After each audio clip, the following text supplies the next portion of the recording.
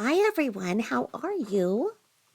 Um, as I always tell you on my channel, when there's something new, um, I want to tell you. So the stories that we've already talked about, they're kind of sitting there on the back burner. I'm watching for new things to come out, and I saw this letter come out, and I wanted to see if anything more was going to come out. Of course, it's regarding the Shanquella Robertson um, case.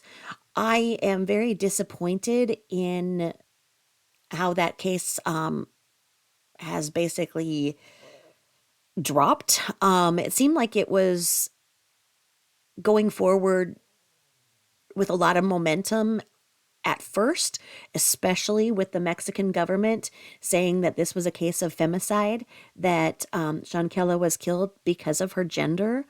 I thought that was a very bold and forward statement, and it meant that they were going to take this case very seriously. Um, Her funeral was incredible. She has so many people who love her in her community. You could just see this whole town was broken as she didn't come back with who she thought were her friends. Um, so what I want to do is since this is the only new thing, I always want to be a part of letting you know when something hits the radar, and we can just kind of fill in on those stories that are on the back burner. Um, this is a letter, and it is to our president, and it is from the attorneys for the family of Shankella. From what I can see, I don't ever peek forward. You guys know that. So I'll be reading through this with you, and I'm going to attach it to what we've already spoken about with Shankella. So without further ado, we will do this.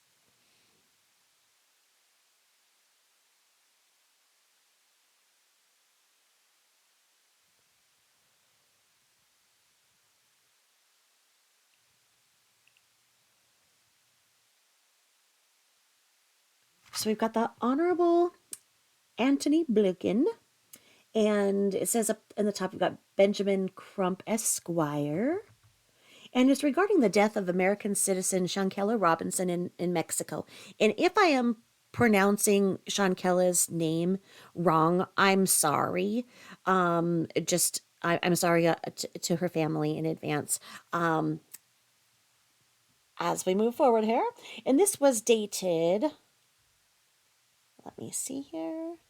This was dated March 13th, 2023. So 3132023. There's good numbers there. So this is regarding the death of American citizen Shanquella Robinson in Mexico. Dear President Biden and Secretary Blinken, on behalf of the family of Shanquella Robinson, we write to request immediate diplomatic intervention from the United States government in this transitional criminal case. The case involves the death of Shanquella Robinson, a 25-year-old ambitious, bright entrepreneur and American citizen. Shanquella traveled to Cabo San Lucas, Mexico on October 28, 2022, and was reported dead in a luxury villa in Cabo on October 29, 2022. Her six travel mates returned to the United States the next day.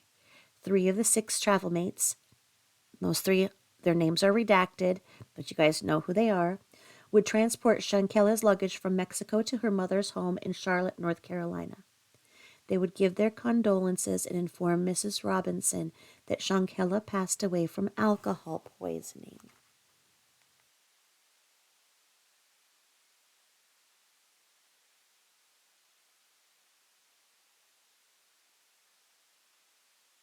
On November 16th, whoopsie, on November 16th, 2022, one of the travel mates shared video from a cell phone camera around the campus of Winston-Salem University, the college that Shankella Robinson attended.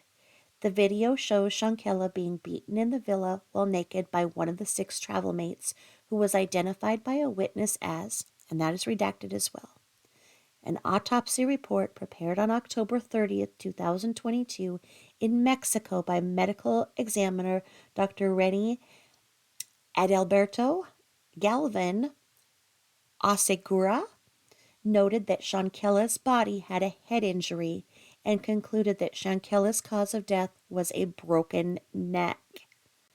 Okay, that's the understatement of the century. As previously noted, the injury that Shanquella separated. This is me talking. I'm not reading from this. I'm giving you a side note. They have a side note there that is hooked into it, and it says, they're the three, and it says, see certified translated page 4 of necropsy report from Director of Forensic Science, Department of Legal Forensic Medicine. What we had been given the information previously was that the hit, you guys saw the video probably, and when she did it, she was not able to move past that. She was internally decapitated. The hit essentially removed the atlas and the axis, so your head rests upon C1 and C2, and it separated the two. It was a very disgusting and horrible hit.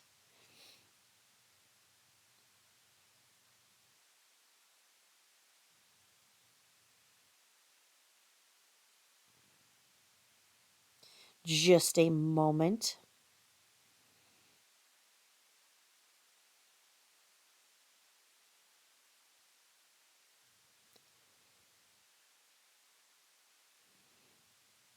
Um, just a moment, please.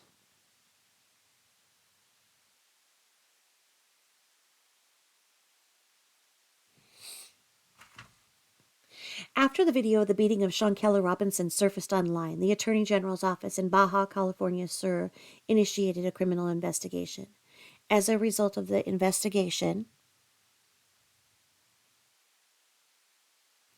a warrant was issued redacted, by Mexican law enforcement.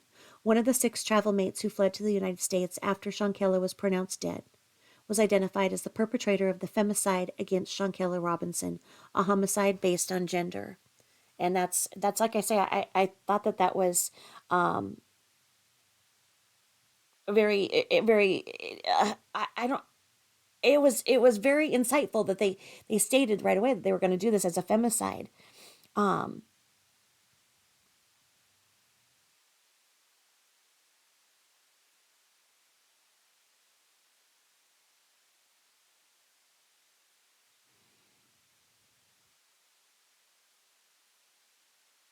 just a second. Very important phone calls coming through.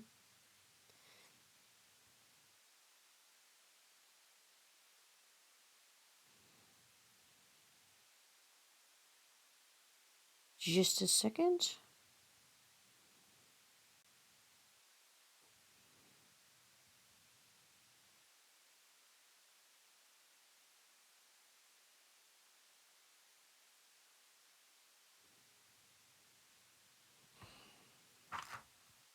If a United States citizen commits homicide in Mexico and returns back to the United States, as you are aware, they can face criminal charges in the United States under federal law or state law, depending on the circumstances of the crime. Federal charges are brought in cases where a crime involves interstate commerce of federal law enforcement agencies. We know a transnational case where evidence was possibly transported and persons of interest communicated with each other via cell phone. Federal charges could be brought against those responsible for Shankella's death. I have a friend who, a side note, I'm not reading from this. I have a friend who's going through a very intense crisis right now, and she hadn't answered. And then, of course, when I started doing this, she did. So, just a moment, please.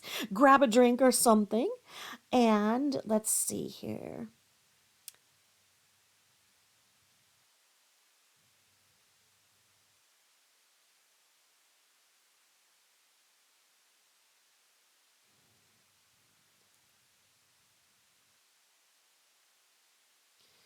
Just a second. I'm just giving advice.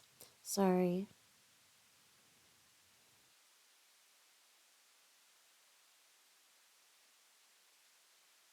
Just a second.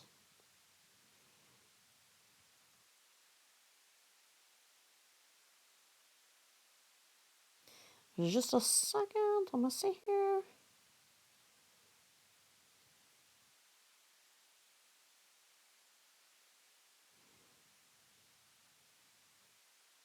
If I could only tell you what my friend is going through, you guys would understand. I'm so sorry.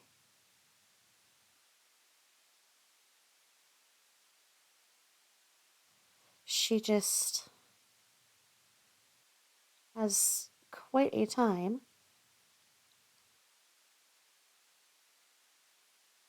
with one of her teenagers who she was going to put in Job Corps, but she just got kicked out of Job Corps in less than a week. So they're trying to find placement for her, and it's not easy.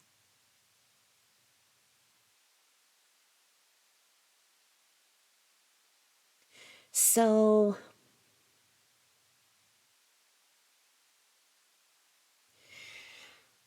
as I stopped, I'm going to go back. If a United States citizen commits homicide in Mexico and returns back to the United States, as you are aware, they can face criminal charges in the United States under federal law or state law, depending on the circumstances of the crime. Federal charges are brought in cases where the crime involves interstate commerce or federal law enforcement agencies. We know in a transnational case where evidence was possibly transported and persons of interest communicated with each other via cell phone, federal charges could be brought against those responsible for Shanquella's death. Okay? That paragraph right there really confuses me because it's very vague. It's like putting it out there and then not. Um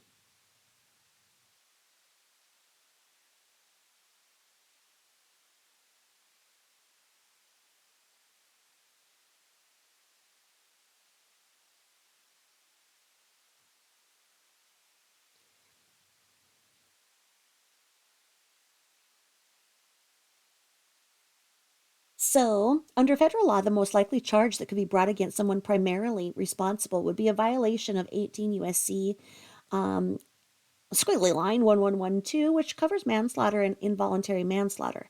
If the individual's actions meet the requirements of murder under federal law, they could also be charged with a violation of 18 USC squiggly line 1111.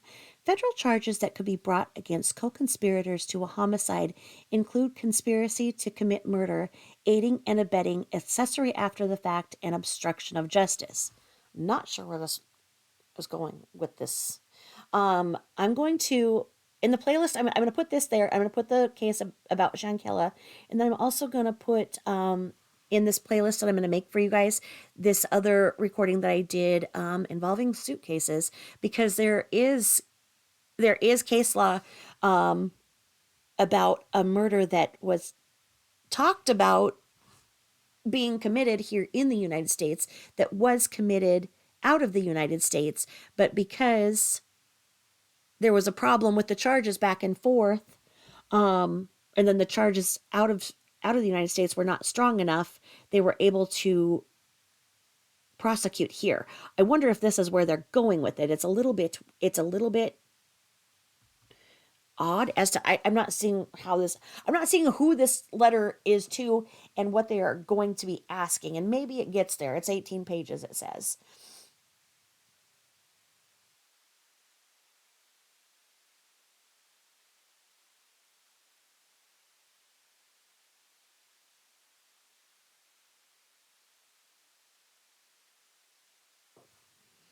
As you are of course aware, transnational criminal cases can be complex and challenging to resolve, especially when they involve individuals and entities in different countries.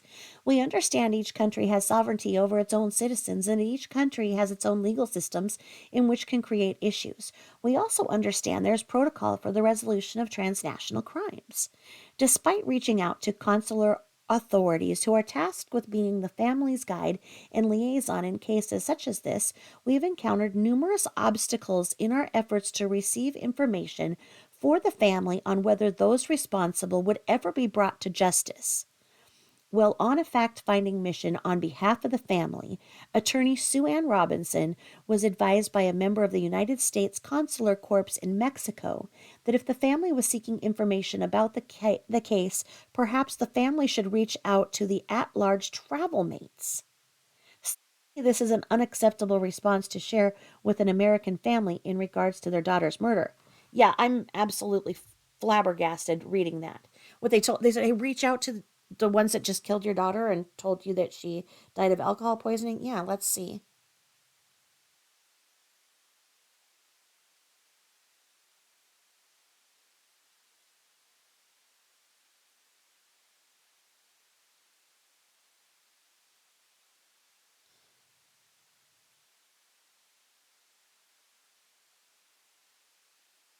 Let me see.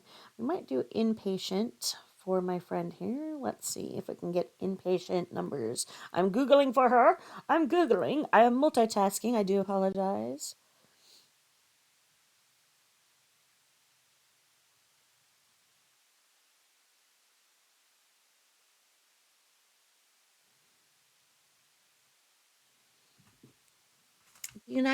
Okay, given the nature and scope of this case, we believe that diplomatic intervention from the United States government could help facilitate the necessary cooperation and coordination between the involved parties to ensure that justice is served timely and that the accused are tried under the appropriate legal system, that extradition is possible, and that international cooperation is fostered. Now, I get that. I will agree with that. Let me see here. Let me Google some numbers for her.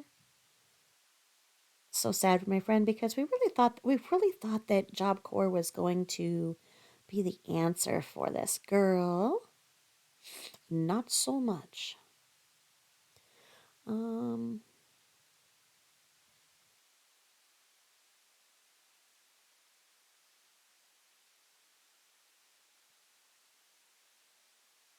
States can follow the extradition protocol and turn over the individual or individuals responsible for Shanquella's death to Mexican authorities. Alternatively, U.S. federal law enforcement agencies can request concurrent jurisdiction with Mexican law enforcement agencies, which would permit U.S. prosecutors to win the case in the United States as the involved parties are United States citizens. We have just witnessed what a swift concurrent response from Mexican and U.S. law enforcement agencies look like in both the kidnapping case of a group of United States citizens at the Matamoros, Tamaulipas, Mexico. Both scenarios we are requesting on behalf of Shankella's Robinson's family require a high level of swift diplomatic intervention. Okay, my problem with that is that that was dealing with a freaking cartel, and this was a whole different thing, a whole different area of Mexico. That why they brought that in there as apples and oranges. Once again, me giving that side note. Um, Let me see here.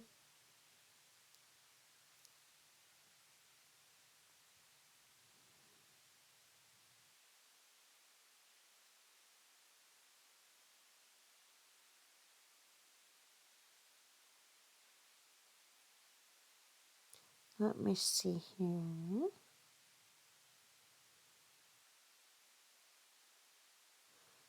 Okay, like I say, I can only do so many things at once.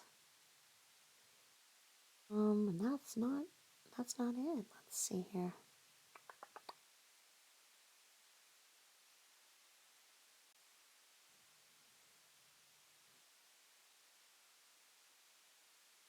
So it says my clients recognize that the United States government has many priorities and responsibilities, but believe that intervening in this case would not only serve the interests of justice, but also send a clear message that transnational criminal activities will not be tolerated.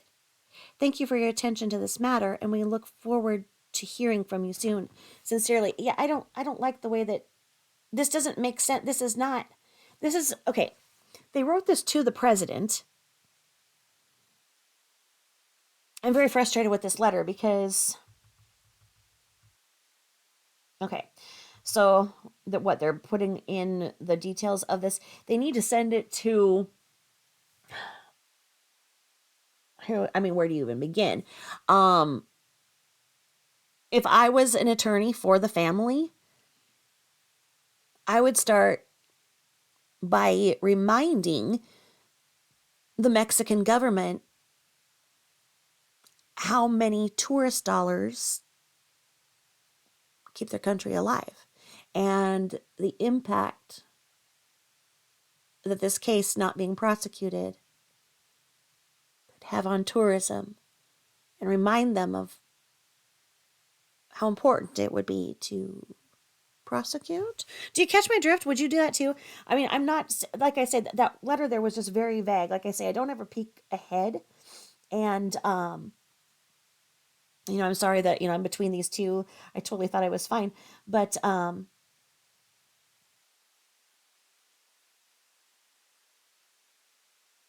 me see.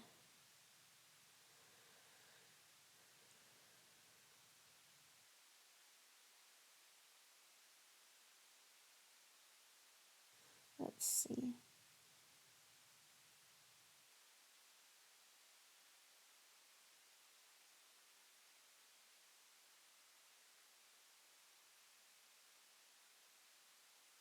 Okay, so we've got the villa here. So we've got that. Okay. So they they redacted the names in the first letter, and then here they are. So oops, if you guys see those, oops. Well, and this is a document that's out there. So this is them, their signatures and their phone numbers. It's out there. This is a public document. Um so you know what, if you guys just saw that, you saw it. So you know who they're talking about. Um okay, so now we have the interview transcript. Okay. Both Villa and Sunrise at Sunset are very annoying. Okay. So let's see here. What do we have here? What do we have here? The interview transcript. I'm the administrator of the Villa Casa Linda, 32 Colonia La Playa, Residential Puertos Los Cabos, Fracamiento Fundadores Beach Club, Calle Padre Quino Esquina Padre Guilin in San Jose del Cabo, Baja California, sir. Can't you tell I've been to Mexico a few times, right? Where I've worked for more than a year and a half. Once I observed on my cell phone the video circulating in social networks where two of the guests who had registered in the villa appear. One of them dressed in pajamas with shorts and a blouse and possible colors pink, white, and black, and a light colored cap, appears hitting another female who was naked. The one who was hitting the other person named Dejane Jackson, whom I identify because I served as a translator on the day of the events when the authorities were in the village conducting the proceedings. In the video, it can be seen that. Let me see here.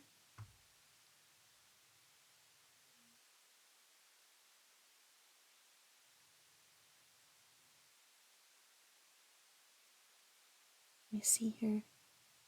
It can be seen that the events when the authorities were in the village conducting the proceedings. In the video, it can be seen that the headboard is illuminated by the sun's rays. And due to the location of the sun's rays, I can deduce that it is between 7 o'clock and 8:30 a.m. since the bedrooms 1 and 3 are waterfront, and it is easy to deduce the morning schedule since the sun rises in the seaside illuminating these rooms. That is the number 3 because that is the only one that has a hammock outside of it, and the hammock can be seen in the video. Also, after 10 o'clock a.m., the sun's rays begin to reflect towards the floor of the bedroom, since there are some pergolas on the outside of the room.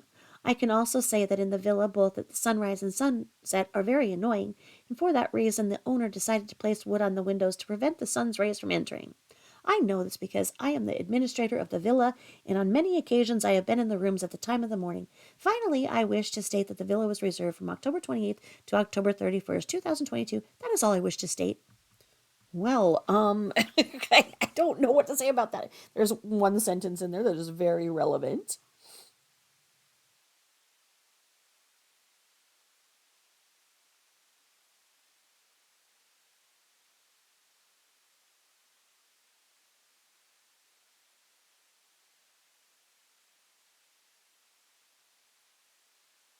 Okay, let me see here.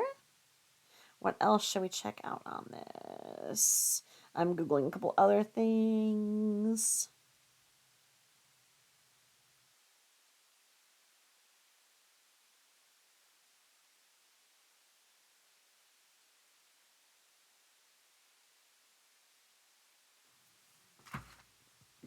Let's see here. We've got this seal here. Okay, interview report. Okay, interview report. We've got basically crimes and jurisdiction. We've got this. So they attached all of this. Okay, so they attached this other one.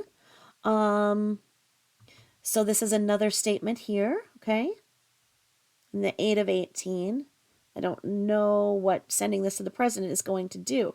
The president is not going to be the one who's going to be. I mean, if anything, I would say it would go more to the attorney general to look into charging the individuals that are back in the United States and to go the route to see if they can do anything from seeing if this was pre-planned or if it was talked about. You know what I mean? That's what I'm thinking. If it was talked about between them before they came back, because the cell phones are based out of the United States and they're the carrier, could that be a factor in this? I mean, I don't know because I don't. If the Mexican authorities are not willing to prosecute now for whatever reason, how do you establish jurisdiction even if you're the president of the United States? I don't know. I'm gonna look through this. I'm gonna cut this part here, finish up with my friend's crisis, and we'll do this as a part 1 here, and then we'll add this into all of that because we'll look through here a little bit more. Let me see here. Thanks for listening to this part. Let me go put out one crisis and I will be back. Let's see here. We're gonna stop recording.